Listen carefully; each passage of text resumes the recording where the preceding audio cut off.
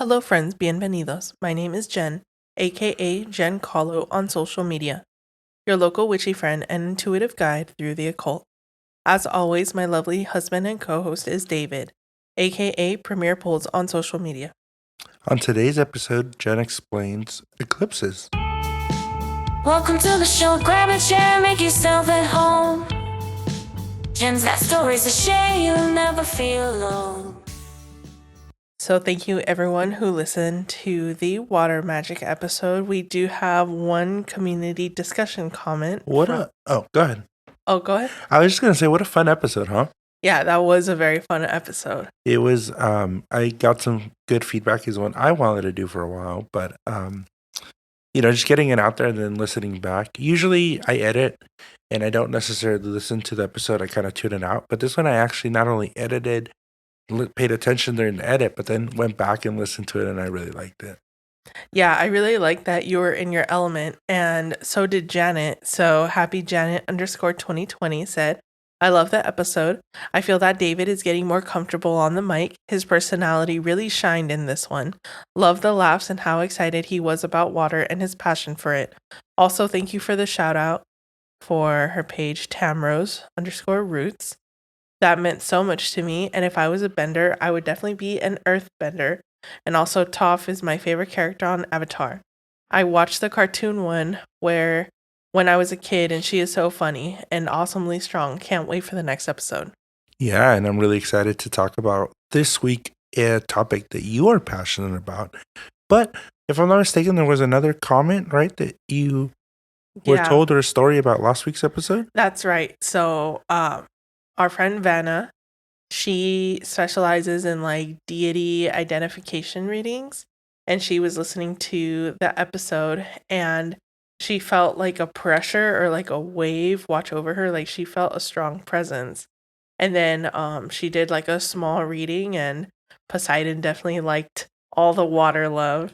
And yeah, that's definitely like, if you were to work with someone, that would make the most sense. I mean, you have so much water imagery tattooed on you. I think almost everything is water imagery on you. I have a yin yang, but everything else is. I have a dive ball, so it's like a type of Pokeball for water Pokemon. I have a duck, and I have the water molecule. Yeah, so that's awesome. I almost got a tattoo this weekend.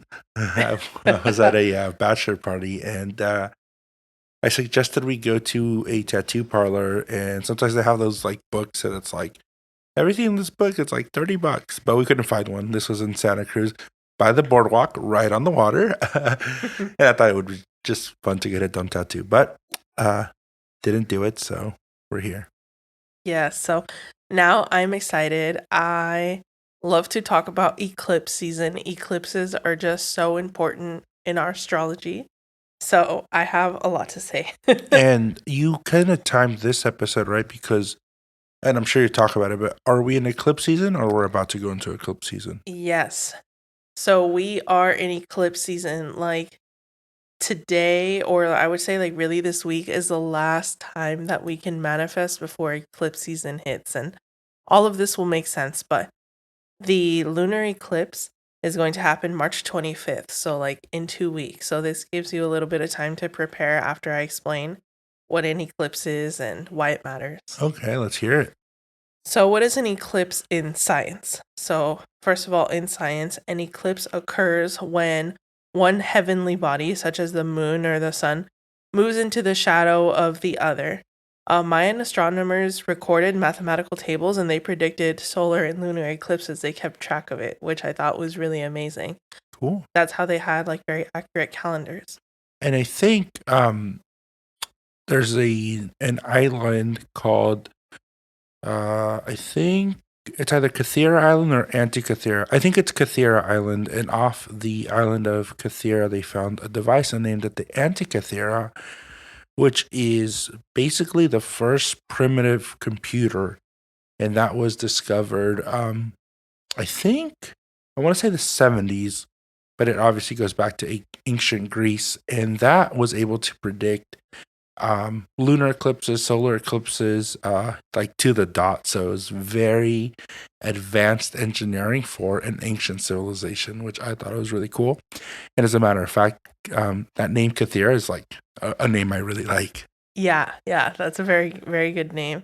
Oh, wow, that's interesting. I didn't know that. Oh, that's cool. Yeah, I'm super fascinated by that device. There's I heard about it first, I think, on a podcast, and then I've just kind of researched it, and it looks like a clock with a lot of complications, and I think somebody rebuilt it out of Lego. So there's like an image out there with a rebuild of that, but obviously it was very sensitive, so they had to like take X-rays and be very careful with how they handled it. But yeah, eventually they figured out what it was, and it was to keep track of the stars, and then again it predicted all the lunar and solar eclipses. Oh, that's cool. So there are solar and lunar eclipses. So a solar eclipse happens when the moon passes between the sun and the earth, like just right. And then a lunar eclipse happens at the full moon phase when the earth is or they're total and then partial. But when it's at a certain degree between the moon and the sun, that'll give you the difference between a total and a partial lunar eclipse.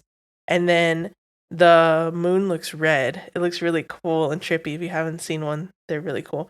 It happens over the course of a few hours, and each lunar eclipse is visible from half the Earth. Okay, so is it we're on the Western Hemisphere. Are we gonna be able to see it? I believe this time we will. It actually, the solar eclipse, like you'll see it the best in the Midwest, if I'm not mistaken. Oh, okay, cool. Yeah. So, what is an eclipse in astrology? It's really a period of rapid movement, energetic portals, or really just metaphysical wild cards. It's really like ripping the band-aid off of your character development.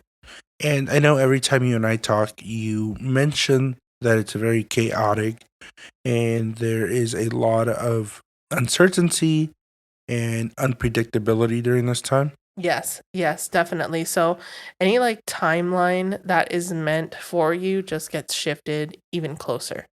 I'll explain that. I don't know. Yeah. So solar eclipses are new beginnings, and then lunar eclipses are more about like dramatic releasing and endings. It's also a time where astrologers strongly suggest to avoid manifestation work, but if you want to, you do you, but that's just what we recommend. And we've spoken about manifestation on this podcast quite a bit, so not the time to ask the universe for things. Is it just, well, I don't know if this is a good example, but we are in Ramadan right now, and I've kind of been looking into it a little bit just out of curiosity. And this is a very basic understanding, so if I'm wrong, I apologize. But from what I understand with Ramadan, the reason, people who are of the Muslim faith fast is as a cleansing and purification, both of the both of the body and the spirit. So if I understand, like, the portal to heaven is open a little closer in that time, and then the portal to hell is actually closed. So there's like a lot of purification going on in that time. So to me, it kind of sounds like that's not the time you want to be asking for things. That's more of the time maybe you want to be like purging or cleansing. Yes, definitely. So I will get to that. But yeah, it's a time to avoid like manifestation work. Why? Because the sun and the moon are really important planets to us. They're also our personal planet. So we feel them a lot like personally rather than like generational planets like Saturn and stuff. And they're really unable to function as they normally would because they're in each other's shadow. Normally, you need the sun and moonlight to like charge crystals, to manifest, to do stuff like that. So they're not really optimized right now. And then just a reminder, a planet in the spiritual sense is not like Mars, Jupiter. It's basically just a celestial body, right? Yeah, we call the moon a planet. Yeah. Okay. Yeah. And then secondly, eclipses always align with two significant astrological points called the nodes of fate. So they move just like planets, but during eclipses, the sun and the moon are touching the nodes. So the nodes are of fate. Like if you believe in karma, they're very karmic. And if you don't believe in karma, they really just have a strong emphasis in one point of your life. So really, if something is meant to be, the timeline is just shifted dramatically closer because of the sun and the moon touching the nodes of fate. If we try to manifest, we may be getting in the way of like unique opportunities on the other side of eclipse season. they always seem really dramatic or even curse-like. But in hindsight, we really see like how they benefited us and the bigger picture. So So there, excuse me. So there are positive aspects to eclipse season. yeah, I would say they're really, at least on a personal level, they're all working towards our greater good. Very strongly believe that, even if in the moment it feels like, damn, this sucks. So would one say it's the equivalent of a cosmic reset, like when you call IT and they say turn off your computer? And obviously you don't want to like do anything during that time while it's resetting, right? Like disconnect it or make any updates. Like while it's resetting, you just want to let it do its thing. You know what? Instead of like a reset, because a reset assumes you're resetting to 0, Uh-huh. I like your sort of like the idea of like update. Like a software update. Yes, it's your software update. You can't do anything, while but it's updating. once it's done updating, it's gonna be so much better. Got it. But it's annoying when it's updating because you Yes. can't open a program Yes. or okay. Yes. And if you try to, it glitches out and you gotta like uninstall and reinstall. Yes. Okay. So when I was a baby witch and I learned about manifestation, I was like, why wouldn't you manifest for money all the time, as my north node is in my second house having to do with money. But I was just like, why don't you just manifest money like all the time? Why don't people just manifest 24/7? And then I realized, because it's like pruning a plant. If it keeps growing, branches and branches and branches, like it's really going to leach its life force. This is the pruning time for us to not be spiritual hoarders. So that way we make room for blessings. Got it. And again, going back to the updates, with the newer game system, we have all the consoles. We have Xboxes, PlayStation, and a Nintendo Switch. But it's really annoying when I want to play a video game and I've had a long day at work. I'm trying to unwind. I just want to go shoot some zombies. I sit on the freaking couch and it says, you have a 47 gigabyte update. And I'm just like, shit. But obviously, like, you sit through the progress bar. You can't play because it's updating. But once it's done updating, you get all the updates, all the new DLCs, the skins, the weapons, and The patches. the patches. So yeah, it's one of those things where it sounds like it's worth the wait, right? Yeah, absolutely.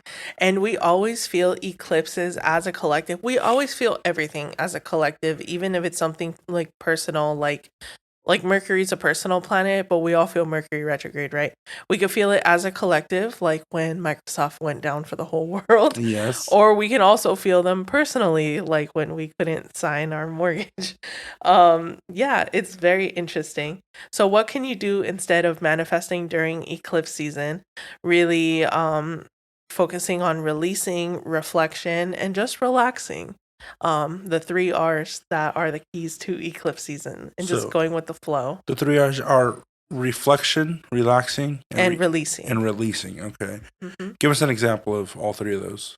So, releasing, depending on your own individual astrology, I would say that you could see where you need to release. So, like I said, lunar eclipses are good times to release, so you could see where the lunar eclipse is going to happen in your astrology chart and focus on releasing there. But when you say release, like, what do you mean by that? Yeah, so let's say the lunar eclipse is going to happen in your first house, the house of self, house of ego. You could work on releasing any negative self-talk, any negative self-perception, or any limiting beliefs or anything really that like stops you from living your most authentic life. Got it. And then how do you know? Would somebody have to come? I mean, they obviously could come to you, but so you would have to find what houses are in your whatever. You would have to have your birth chart. And then in your birth chart, you would have to find the sign and the degree and see, where is this in my chart? Interesting. So everybody, okay, so that's the part where you say individualistically we feel it, but then there's the group collective. Oh, okay. So if you're interested to know kind of what might be a good thing to release, maybe reach out to Genesis and see where your birth chart lies, right? Yeah, but I mean, there are some people that like don't have access to their birth data. Maybe they were adopted maybe they weren't registered on time, maybe they're in a country that doesn't record all that stuff. Uh-huh. And if you don't have that information readily accessible to you, you just focus on releasing, anything that you feel you need to release from your life. Okay. hmm Awesome. So there was releasing. What about relaxing? Relaxing, just like you're not manifesting, you're not focusing on what's next, you're really present in the day and time. Like you're not thinking about the next thing, you're just living life day by day. Okay. And then the last one is refocusing Reflection. or reflection. Yeah. Okay. Yeah. And what would you do during an eclipse for reflection? I would say I would really take account into like, where is my life now and am I happy? Not what is the next steps towards happiness, but like, am I happy? Am I fulfilled? And then Awesome. just sitting with it and reflecting on like, why am I living this way? Or, you know, again, is there anything that I need to cut at this time? I really do like this concept because I feel like a lot of our episodes are great because we talk about manifestation, put intention into, we've talked about crystals, we've talked about moon. But I think this is the first time we're talking about maybe taking inventory of what you have already. Me, like I really don't like taking things for granted. And when I feel like there are times in my life where I do, maybe I feel too comfortable or I tell myself like, I need this, or I would feel more fulfilled if I had this certain material thing, or if I've reached this professional milestone. Um, I always, on a personal note, try to sit down with myself and just take inventory of everything I have, right? All the positives I have. And it can be difficult sometimes. Humans are are very interesting.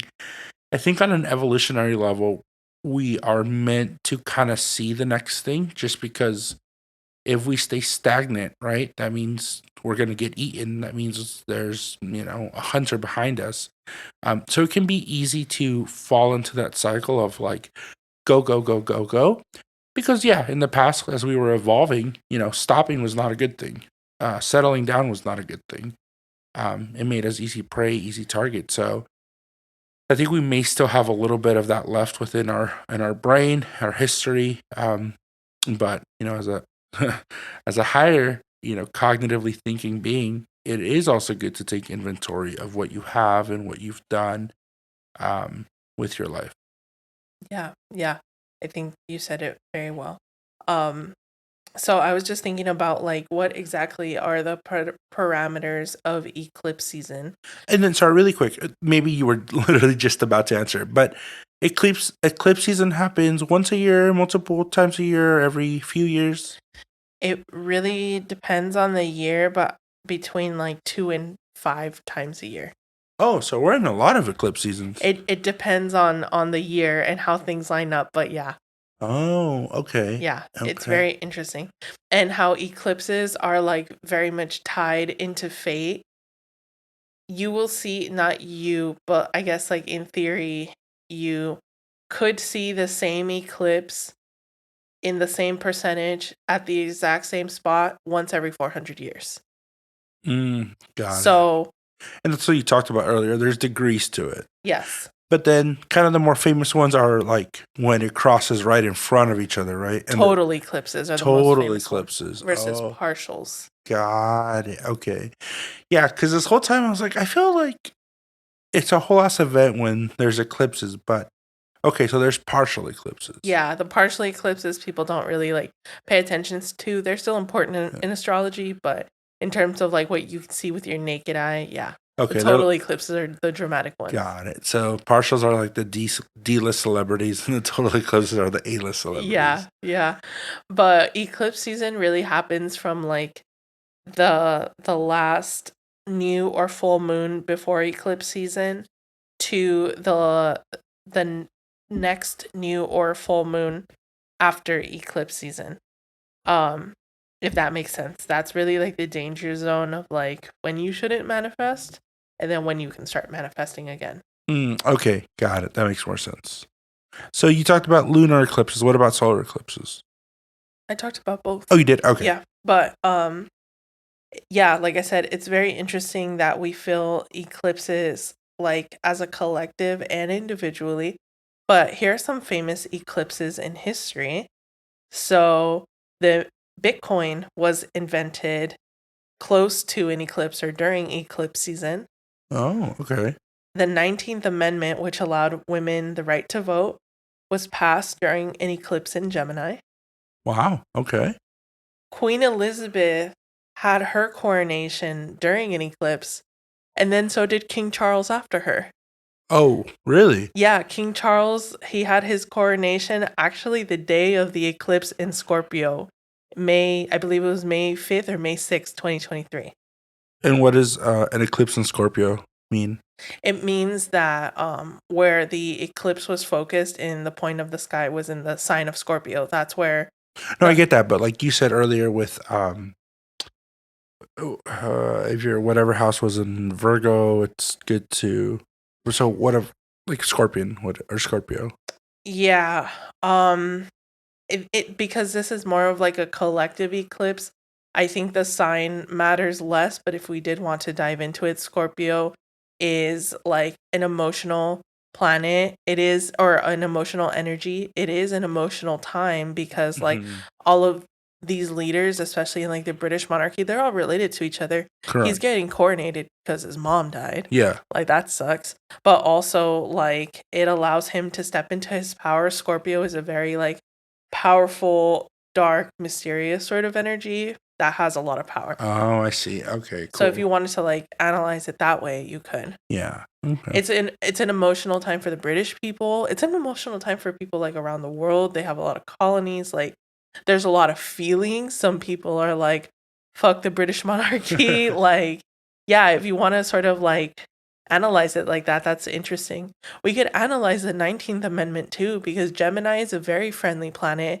It wants to be buddy-buddy with everyone. Gemini gets FOMO. Gemini wants everyone to talk and talk to everyone.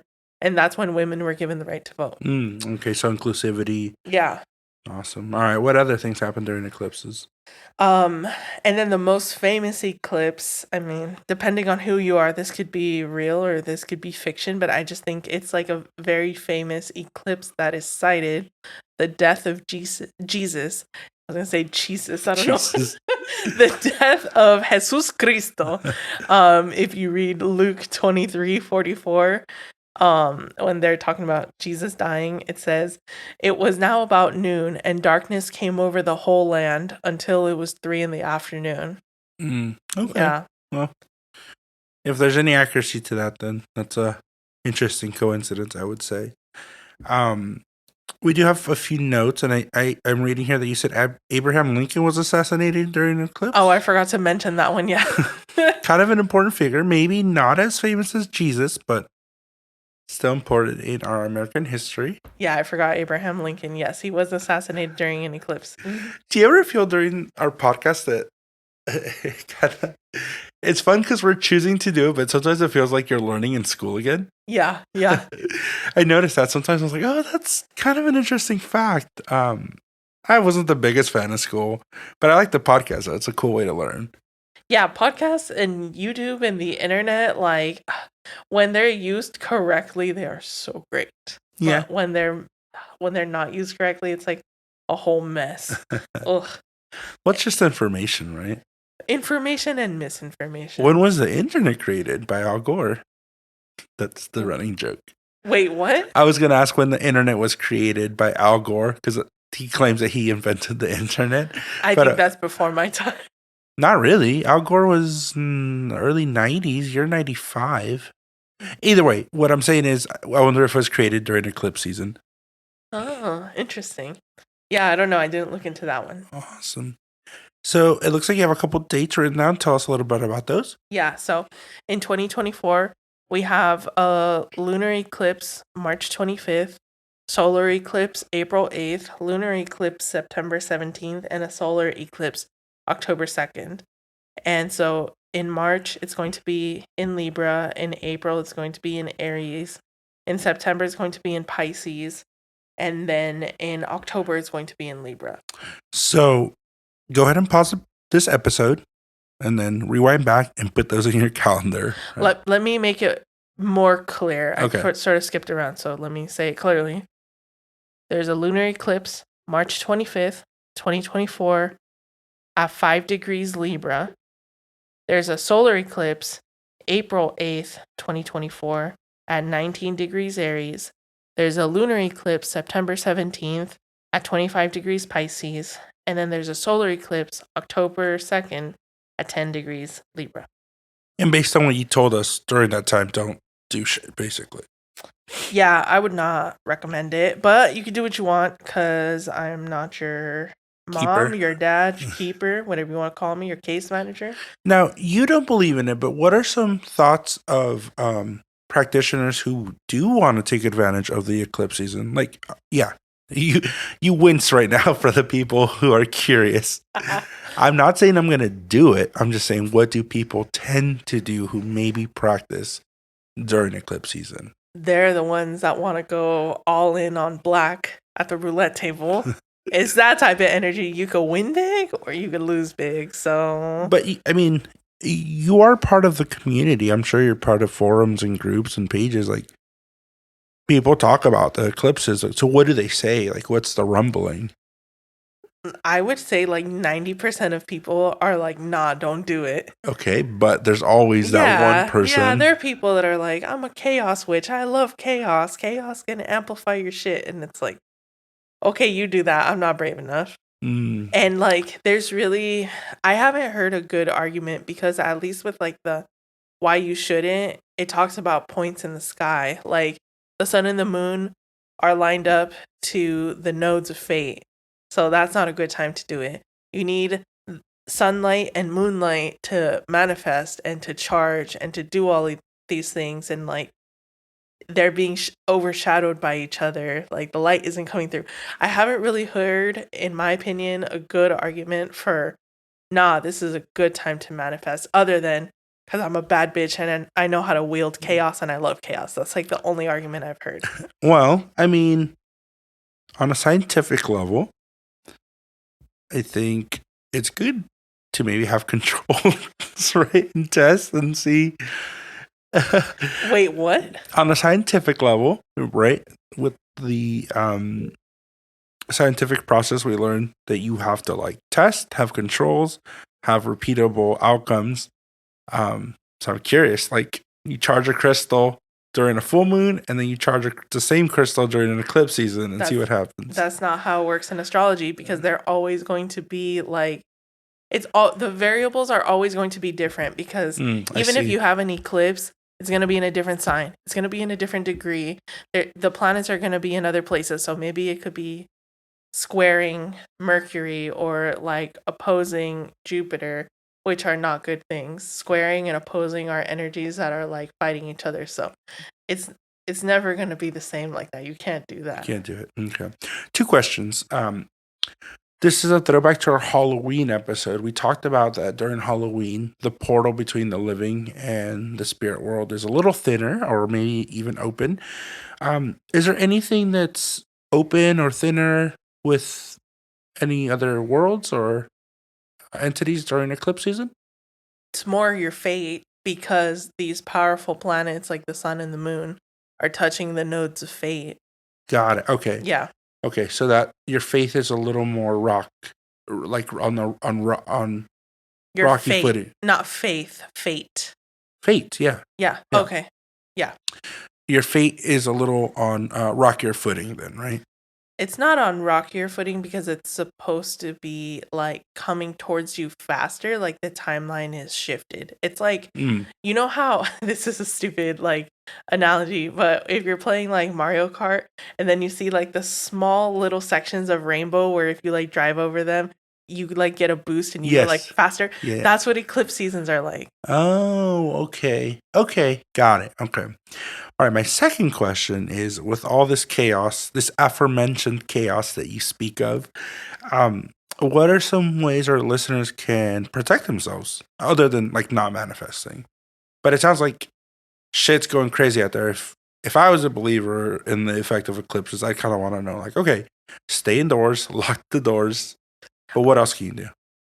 It's not so much stay indoors, sort of like we talked about with Mercury retrograde. It's more just go with the flow and understand that things are going to be wild and like don't take it personally.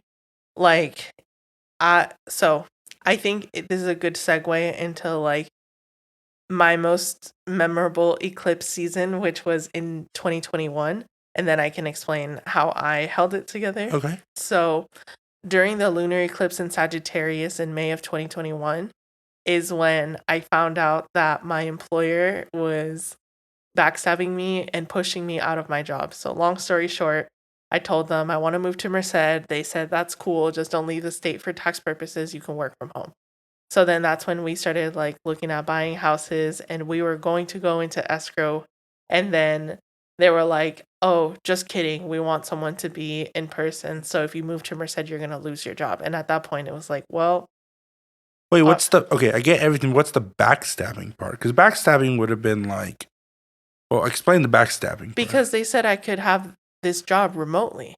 And that's when we pulled the trigger and said, let's No, do I know, this. but obviously they misspoke and they fucked up, right? Like, yeah, for sure that was a fucked up thing to do, but I just don't get the backstabbing To part. me, that's a backstab because you told me with confidence that I could keep my job. And now you're saying, I'm sorry, I'm not upholding this promise. Okay.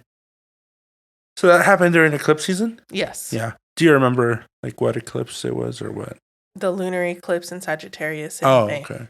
Ooh, Sagittarius. And it was in my third house, which is the house of communication, which taught me a very painful lesson. Always have that shit in writing.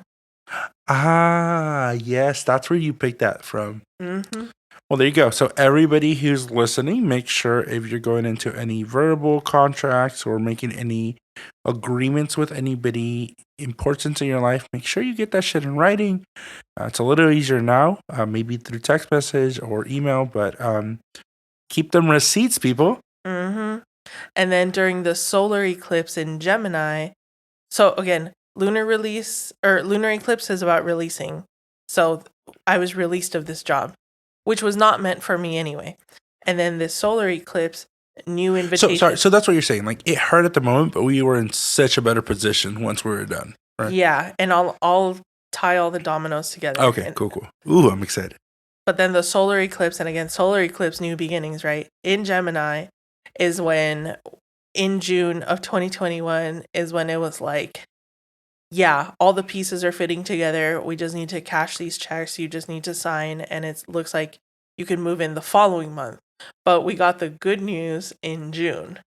And that's when we knew, okay, Merced is happening. We're moving. Ah, okay. Wasn't this also during retrograde? Yes, this was a hell of an eclipse season because it was also lining up with Mercury retrograde. So talk about chaos on chaos. I was going to say, I don't know what the hell we were thinking. I know. And I should have known better. I knew about astrology at this time, but again, go with the flow, right? Like we couldn't really control it. And it was like do or die at this point because it was like a really hot seller's market. But we got this house at a really good price. And we also were like super fed up with renting. So it was just go with the flow. Well, and I guess that's a really good example of how you and I work well together. Because I think if you would have pulled the like, hey, babe, we're in eclipse season and Mercury retrograde, I would have been like, no, we're making this happen. But I also agree with that. I didn't let that stop of course. me. Yeah. Awesome. No, go with the flow and just understand that there might be kinks in the road, but you can make it. And then also, so after all this happened, we moved to Merced. I didn't have that job, but we had the house, and I was like, we're gonna fucking make it somehow. I had this dead end job at somewhere around here where they were paying me nothing, and I hated clocking in every day. But I just told myself like, these eclipses are working in my favor. I just can't see it yet. These eclipses are working in my favor, and I just can't see it. I would tell myself that all the time to not lose my mind and be like, woe is me. My life is like upside down right now. I was like, it's going to work out. It's going to work out. And now we have a home and we have better jobs that we would not have fallen into if it wasn't for losing our jobs and moving. Yeah.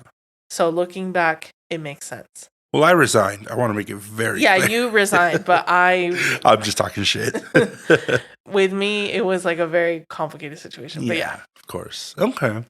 And then we got Lucy, too. Our familiar. Yes, we did. And then also we had 4 eclipses this year, or in 2021. And then during the solar and lunar eclipse in 2021 in November, December, I was hospitalized twice. So Girl, your 2021 was shit. my 2021 was fucking rough. So blame it on the eclipses. Eclipses and Mercury retrograde, yep. But yeah, that was my craziest eclipse year that I can remember. It's one for the books. Yeah, and that's how I'm like, oh, this is like a real concept because I literally saw it all around me. But I mean, again, this all worked in my favor. I'm at a better job that I would have never had if I kept that old job. And I was comfortable at that old job, so I wouldn't have left it. I was going to be a lifer there. That's true. And then we have this house. We have a beautiful new life. And then I was hospitalized twice, but I found answers to this stuff much earlier than most people. Like the average time for someone to get diagnosed with what happened to me is like 3 years. And I got diagnosed in like a month and a half. So it all worked out. Cool. Well, that's a great explanations of eclipse season. I know this was one you were really excited about, and you even said like, I don't even have to prep that much because I got my shit on lock, and I think you do. I guess my biggest takeaway, and this is kind of what I want to end today's episode on, is to me what's really, really important is the aspect of relax. The big 3 R's are really cool. Relaxation. I literally talked to you about this earlier. I said, I just want to run away together and go do something. That's kind of our inside joke, right? That we're going to run away together, even though like...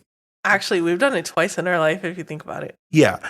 But basically I just want to relax. There's been a lot of chaos right now in our life, and not bad things. I use the word chaos without the negative connotation. I think we're just very involved in our communities, in our city, our jobs, and I think that's what you do at our age is you hustle, you grind, you're still learning and growing. But sometimes the day-to-day can take a little bit of a turmoil. So I know we just went on a cruise recently, but I swear I'm ready for another vacation. So we might have to do just a little weekend getaway here for the relaxation part during eclipse season. But the other thing that I really liked is that you mentioned was the reflection part. So I kind of want to go into that a little bit and say like, as we sit here recording an episode about eclipse season, I think it does give a good opportunity to allow us to reflect on like the things that we have in our life, the important stuff that makes us who we are. And, it's always good to take space to do that. So if you're listening to the podcast, like, I know a lot of people in our peer groups, right? Our age group, our cohort. We live in a time where it feels like things are moving 1,000 miles an hour. So, this is just your friendly reminder to like pump the brakes a little bit, everybody's going through some stuff at all times, but it's okay to stop, right? And it's okay to not always be chasing. And I think that was a hard lesson for both of us to learn. You might say because we're Leos, but I might just say because we've been go-getters, we've tried to always achieve. And me specifically over the last few years, I've always kind of told you and mentioned like, I think it's okay to slow down. I think it's okay to, chill. And it's easy to say, I don't like using this term because I think it's a very hot word topic, and I think it loses its meaning a little bit if it's overused, but it does come from a point of privilege, right? That it's easy to say, take it easy when we have a roof over our head, when we have, we each have a car. Like as we're doing this freaking podcast, we have like 2 laptops in front of us, and it's easy to say like, take it easy when things are nice and mellow, but as cliche as it sounds, like even if you wake up in the morning, like that's a win already. So that's just kind of my thing with reflection. Yeah, I think that's great that even though you may not believe in like eclipse seasons and how like they may bring our fate to us faster, that you still found like something that resonated for you. Yeah. And then the last R is the refocus, right? Which is, okay, so you reflected, you relaxed, you saw, the good things in your life, but maybe you have some priorities that you might want to reprioritize, right? Maybe you're chasing a promotion at work that might just not be in the cards for you, but as long as you're surviving and doing well, then that's all you need at the time. So that's just an example. Or if you're in a bad relationship, maybe time to get out or anything like that. We don't have kids, so I think that's a big aspect of life that we don't have too much to speak about. But I'm sure, if you do have kids and you're kind of trying to guide them into the direction that you want them to be as adults, like eclipse season sounds like it's a good time to maybe just sit down even with your kids to talk about like introspection and reflection and things of that nature. But what are your thoughts on the big R's? Yeah, I like that instead of like release, because it's like, what does that mean?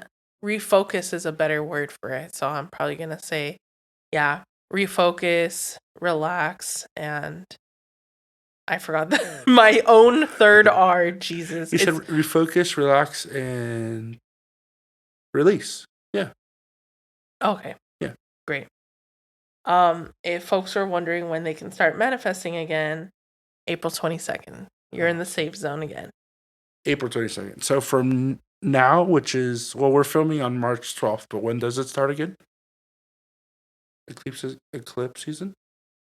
I would say really like in the next few days, I would probably stop any manifestation work because today, it was either today or yesterday. Usually lunations last a couple days in the same sign, but right now it's sort of like the last new moon before eclipse season. So I would say start wrapping it up if you haven't right now. Got it. Yeah. So if you're listening to our podcast, put pause on your manifestations.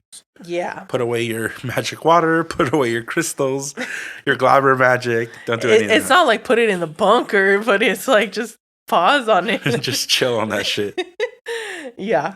Yeah. This has been great. Awesome. Well, anything else we need to know about eclipses? I don't think so. Just go with the flow. Look up where this is in your chart and, try to make it work for you. And if you don't know what your charts and your houses and all that is, just remember to go with the flow and breathe. This is a software update for all of us. Now, if you do want to have a little more information of where your chart is and maybe get, last question. Do you do readings during eclipse season? Do you do any spiritual work? Yeah, if anyone's like, what should I release? No, I know, but like during, like, does that fuck it up? Your readings or your... No, because that's not a manifestation. That's just information. Okay, got it. Yeah. Okay. So if you're like, what do I need to release in order to like make new opportunities for myself? Yeah. Then yeah, definitely. So like, okay, for example, for me, just really, really quickly. So there is a lunar eclipse happening in Libra, which is in my first house. Lunar eclipse is letting go. I'm releasing anything about myself in the first house, maybe any like limiting beliefs or negative self-talk, in order to make room for the solar eclipse in Aries in my 7th house, which is the house of partnership and marriage. So I'm releasing any negative limiting beliefs about myself, unhealthy habits, etc., to make way for a more fruitful relationship.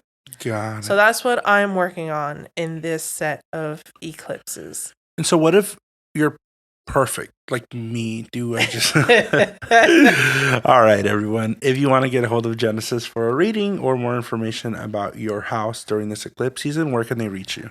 Instagram at Genkahlo, GENKHLO, or email tarotwithgenesis@gmail.com. All right, everyone. Have a good one. All right. Thank you. Remember, the magic within you makes the world a more beautiful place. Blessed be, and signing off.